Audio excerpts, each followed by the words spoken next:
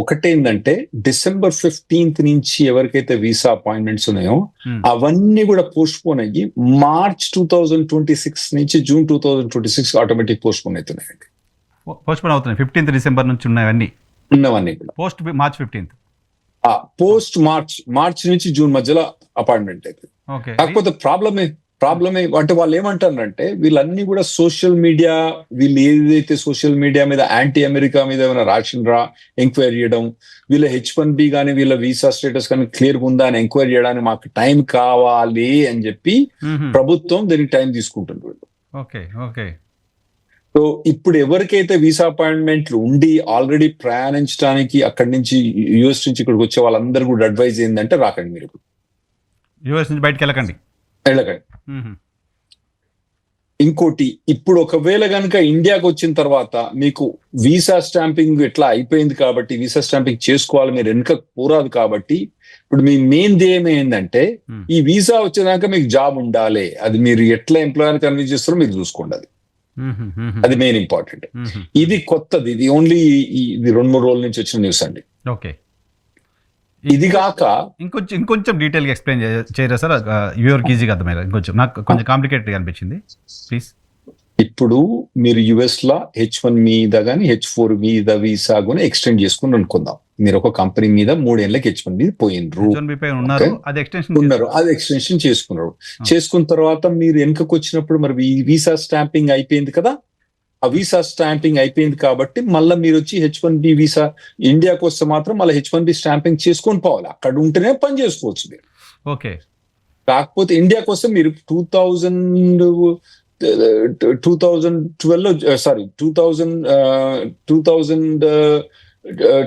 వచ్చింది. మీరు వచ్చినప్పుడు 2025 దాకా ఉంది, ఆగస్ట్ దాకా ఉంది అనుకున్నాం. తర్వాత మీరు దాన్ని 3 years ఎక్స్టెండ్ చేసుకున్నారు, అంటే 2028 దాకా ఎక్స్టెండ్ చేసుకున్నారు. మరి వీసా స్టాంపింగ్ అయిపోయింది కాబట్టి మీరు ఇండియాకి వచ్చినప్పుడు వీసా స్టాంపింగ్ చేయడానికి పోస్ట్ అన్నట్టు. వాళ్ళందరూ కూడా ఇదివరకు ఏంటంటే వాళ్ళకు డ్రాప్ బాక్స్ లైన్ వేరే ఉండే ఆటోమేటిక్ గా వచ్చేది. ఇప్పుడు కొత్తగా ఏంటంటే డ్రాప్ బాక్స్ లైన్ తీసేసినారు, వీసా అపాయింట్ లేదు, అది తీసేసాను కాబట్టి ఇప్పుడు మీరు అపాయింట్మెంట్ తీసుకుని December 15th అపాయింట్మెంట్ ఉంది అనుకోండి, మీరేమని చెప్పారు జాబ్ లా, నాయన నేను పోయి క్రిస్మస్ వెకేషన్ పోయి మంచిగా చేసుకొని వస్తా, January 2nd కల్లా వచ్చేస్తా అని చెప్పి, 2nd కో 3rd కల్లా వచ్చేస్తా అని చెప్పి మీరు ఆ జాబ్ లో అయిపోయి వచ్చిన తర్వాత ఇప్పుడు అందరి వీసా అపాయింట్మెంట్స్ అన్ని కూడా పోస్ట్ పోన్ చేసి మార్చి నుంచి జూన్ మధ్యలో పెట్టేసాను. ఈ మధ్యలో జాబ్ ఊడబీకింది అనుకోండి, నా గరక నా ఘాటుక. ఎందుకంటే వాడు దీనికి H1B రావాలంటే జాబ్ లేదు కదా, వీడే విత్డ్రా చేయాల్సి వస్తుంది. ఇంకో ప్రాబ్లం ఏంటంటే సరేలే ఈ జాబ్ పోయినా ఇంకో జాబ్ తీసుకుందామంటే వైఎన్ఆర్ గారు ఇక్కడ ప్రాబ్లం ఏంటంటే ఇండియాలో కూర్చొని జాబ్ అప్లై చేస్తే కంపెనీ కనుక H1B అక్కడి నుంచి అప్లై చేస్తే $1,00,000 కట్టాలి. ఎవడు కడతాడు? కంపెనీ కట్టదు. సో రెంటికి చెట్టర్ రేవడవుతారు. కాబట్టి మీకు ఎటువంటి ట్రావెల్ ప్లాన్స్ ఉన్నా కూడా వీసా అపాయింట్మెంట్ ఉంటే మాత్రం ఇప్పుడు మీరు ఆల్రెడీ ఒకవేళ ఇది ఆల్రెడీ మీరు చెక్ ఇన్ బ్యాగేజ్ చేసినా కూడా మీరు వీసా స్టాంపింగ్ వస్తే మాత్రం ఎంబడే క్యాన్సిల్ చేసుకోండి. ఎయిర్లైన్ చెప్పండి నాకు ఏదో ఎమర్జెన్సీ వచ్చింది వెనక పోవాల్సి వస్తుంది అని చెప్పి లగేజ్ వెనక తీసుకొని వచ్చేసేయండి. ఓకే, ఒకవేళ వాళ్ళు ఇక్కడికి వస్తే కూడా మళ్ళీ కొత్తగా అప్లై చేయాలంటే $1,00,000 $100,000 వాళ్ళకి వర్తిస్తుంది. అంటే ఇప్పుడు ఉన్న అపాయింట్మెంట్ కనుక పోస్ట్ పోన్ అయ్యి అదే జాబ్ మీద కనుక పోతే మాత్రం $1,00,000 వర్తించదు. జాబ్ మారితే మాత్రం $1,00,000 వర్తిస్తుంది. అపాయింట్మెంట్ టైం అయిపోతే కూడా, అపాయింట్మెంట్ టైం అయిపోయినా కూడా, ఇప్పుడు అపాయింట్మెంట్ జూన్ లో ఉందనుకోండి, జూన్ లో మటుకు జాబ్ పోయింది అనుకోండి, వేరే జాబ్ అప్లై చేసుకోవాలంటే జూన్ తర్వాత కావచ్చు, జూన్ ముందు కావచ్చు, ఎప్పుడు కూడా కావచ్చు. అతను వేరే కంపెనీ నుంచి H1B అప్లై చేసుకోవాలంటే $1,00,000 కట్టాలి. ఎవడు కట్టాడు? కంపెనీ కట్టాలి, లేకపోతే పర్సనల్ గా ఇతను కట్టాలి. పర్సనల్ కట్టని వీల్లేదు, కంపెనీ కట్టాలి. లేదు కంపెనీ ఎవడు కట్టాడు. ఒక్కటే $1,00,000 అంటే ఎన్ననుకోండి, $1,00,000 కూడా కాదు అది. ఎంతమంది ఎంప్లాయీస్? ఇప్పుడే కొత్తగా కరెన్సీ చూసిన $92 హైయెస్ట్ ₹92 ఉంది ఇప్పుడు. అంటే 92 లక్షలు ఎవరు కడతారండి? కట్టడు. సో ట్రావెల్ చేయొద్దు అనేది మీరు ఇచ్చే సలహా? ఇది ఒక రెస్ట్రిక్షన్. ఈ 1 week లో డెవలప్మెంట్ అడిగింది కాబట్టి చెప్తాను. ఇంకో కొత్త డెవలప్మెంట్ ఏంటంటే మా దగ్గర ఏదైనా అరెస్ట్ రికార్డ్స్ ఉంటే నార్మల్ గా డ్రైవింగ్ అండర్ ఇంటాక్సికేషన్ కొందరు చేస్తారు, తప్పటి చేయదు కానీ చేసిన వాళ్ళు ఉన్నారు కొందరు.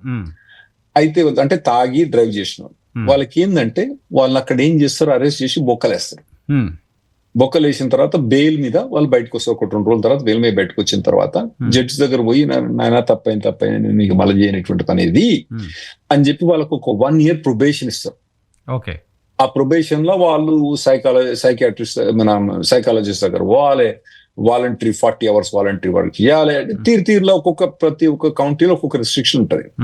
7 దాకా వాడు అన్ని చక్కగా ఉంటే వాడు ఏం చేస్తాడు, నాయన నేను మాఫ్ చేసినారా మాఫ్ చేస్తాడు కేసు. మాఫ్ చేసిన తర్వాత అతను ఇండియాకి వచ్చినప్పుడు అతను వీసా ఆటోమేటిక్ రివోక్ అయిపోద్ది. ఒకవేళ వీసా ఆల్రెడీ ఉన్నా దాన్ని రివోక్ చేసేస్తారు.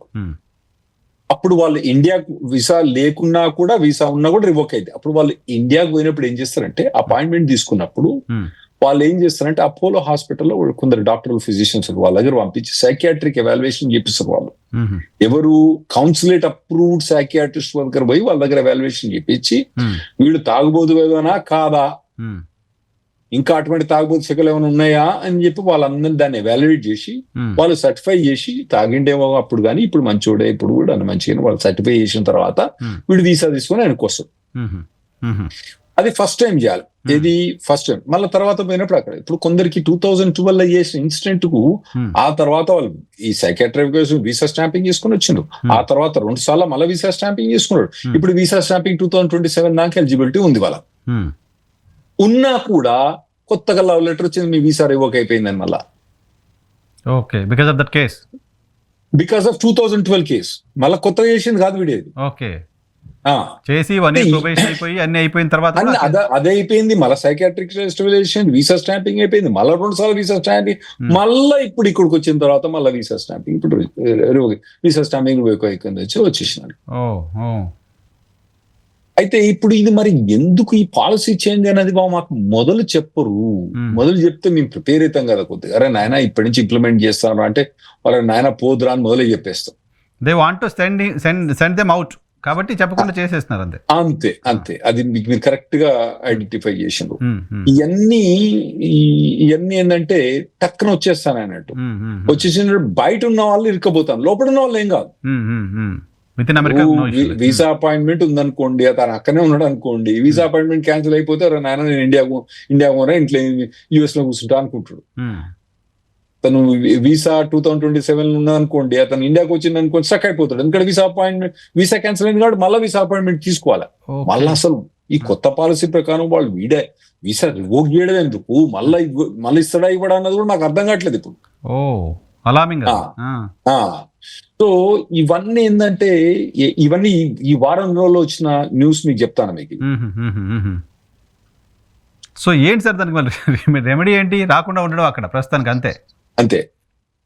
వీసా ఉన్నా రాకండి, వీసా అపాయింట్మెంట్ ఉన్నా రాకండి, మీరు రాకండి అంతే.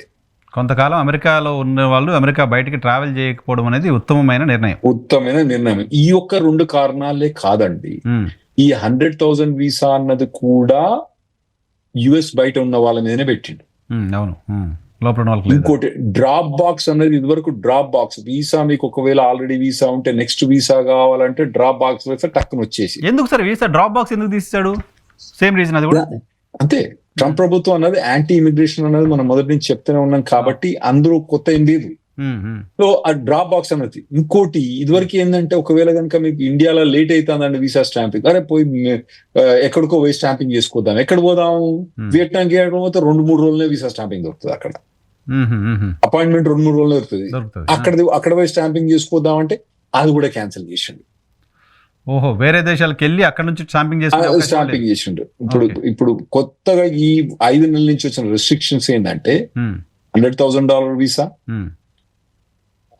Automatic drop box cancellation, third country visa cancellation, తర్వాత ఇప్పుడు ఈ ఆటోమేటిక్ వీసా రివొకేషన్ ఏమైనా క్రిమినల్ రికార్డ్ ఎవరైనా వాళ్ళకు, తర్వాత ఇప్పుడు కొత్తగా ఏంటంటే ఈ vetting process, social media vetting process అన్ని వీసా పోస్ట్ పోన్మెంట్.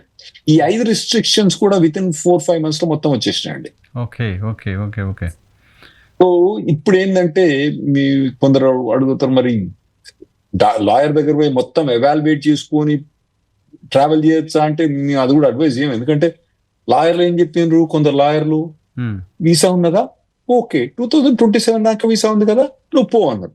పోయినా వాడు వీసా రివోక్ అయిపోయింది.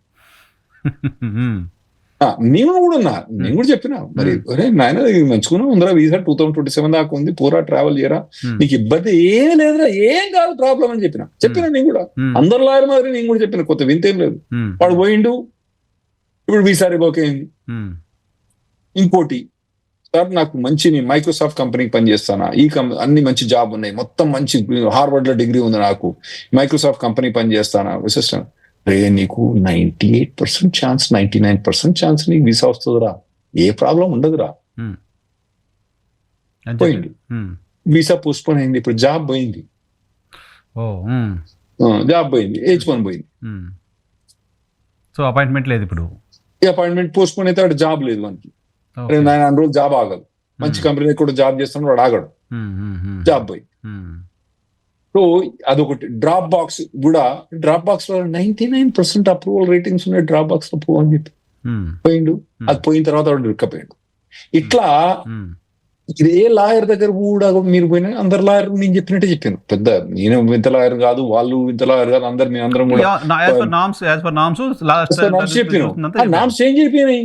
చేంజ్ అయితే ఎట్లా తెలవాలా మాకు, ఓవర్ ద నైట్ చేంజ్ అవుతున్నాయి కదా, ఓవర్ నైట్ చేంజ్ అయ్యి వీడు ఫ్లైట్ ఎక్కిండి చేంజ్ అవుతాయి. సో ఇటువంటి అన్ని పాలసీస్ అన్ని చేంజ్ అవుతాయి. కాబట్టి మా స్ట్రిక్ట్ అడ్వైజ్ ఏంటంటే, ఇప్పుడు ఇమిగ్రేషన్ వాళ్ళు స్ట్రిక్ట్ పడిందంటే, నాయన మీరు ఎక్కడ ఉన్న వాళ్ళు అక్కడనే ఉండండి, యుఎస్ లో ఉంటే మాత్రం మీరు తప్పకుండా మీరు ట్రావెల్ ప్లాన్. ఇండియాలో ఉండవు అనుకోండి, మీకు గత్యంతరం లేదు కాబట్టి మీకు వీసా స్టాంపింగ్ పోవాల్సి వస్తుంది. సో సెల్ఫ్ లాక్డౌన్ పాటించాలి ఎవరు కాళ్ళు యుఎస్ లో. అవును, ఇప్పుడు కోవిడ్ అప్పుడు అన్ని రెస్ట్రిక్షన్స్ పెట్టింది కదా, అవును అన్ని ఉన్నాడు కదా, అట్నే ఉంటాడు మరి. సో టిల్ ట్రంప్ టెన్యూర్ అయిపోయే వరకు అంతేనా? అంటే మరి ఇప్పుడు ఇందులో కూడా ఫస్ట్ 2 years అన్నది వాళ్ళు కొద్దిగా ఎక్స్ట్రీమ్ చేస్తారండి. ఎందుకంటే వాళ్ళ చేతిలో అంటే అక్కడ పాలిటిక్స్ ప్రకారం ఏంటంటే, లోక్సభ రాజ్యసభ అన్నది ఎప్పుడు కూడా 90% of the time president elect అయినట్టు వాళ్ళ చేతిలో ఉంటది. ఓకే, 2 years లో మళ్ళీ మాకు లోక్సభ ఎలక్షన్స్ వస్తాయి అన్నట్టు, అంటే మేము హౌస్ ఆఫ్ రిప్రజెంటేటివ్స్ అని. అందులో ఖచ్చితంగా ఇప్పటి 40 ఏళ్ల నుంచి ప్రతి ప్రభుత్వం కూడా ఆపోజిట్ గవర్నమెంట్ వస్తుంది, ప్రెసిడెంట్ కు ఆపోజిట్ ప్రభుత్వం లోక్సభలో గెలుస్తుంది ప్రతిసారి కూడా. ఎప్పుడు రొనాల్డ్ రీగన్ నుంచి చెప్తాను నేను, 1980s నుంచి చెప్తాను ఇప్పటిదాకా. ప్రతి గవర్నమెంట్ కూడా యాంటీ వాళ్ళు వచ్చిందండి, యాంటీ వాళ్ళ ఆపోజిట్. రొనాల్డ్ రీగన్ అప్పుడు, తర్వాత సీనియర్ బుష్ అప్పుడు చూడలే కానీ, క్లింటన్ నుంచి జూనియర్ బుష్ అన్ని చూసాను నేను.